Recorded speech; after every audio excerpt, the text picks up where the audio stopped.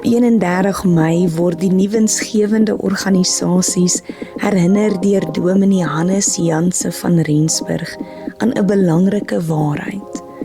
Geloof gaan nie daaroor dat daar geen reëse sal wees nie. Geloof gaan daaroor dat God groter is as enige reus wat ons in die gesig sal staar. Hierdie was 'n kans vir die NWO's betrokke om saam te dink, saam te luister en saam onderskeiding te doen oor die pad vorentoe. Deur gesprekke en insigte met mekaar te deel, het ons opnuut besef dat die kerk nie net uit strukture bestaan nie, maar uit mense wat saam op God vertrou. Hierdie vergadering was 'n geleentheid om ons roeping en ons verbondenheid aan mekaar te bevestig. Dawid het Goliat oorwin omdat hy vorentoe gestap het.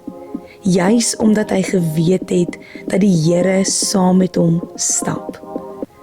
Terwyl ander net die reus gesien het, het Dawid die teenwoordigheid van God geprioritiseer. Soos die verkenners in Numeri sien ons soms net die grootte van die uitdaging en vergeet ons saam met wie ons stap. Daarom word die volgende vraag aan die vergadering gerig. Waarop fokus ons? Op die uitdagings wat ons bang maak? Of op die God wat ons roep om met vertroue vorentoe te beweeg?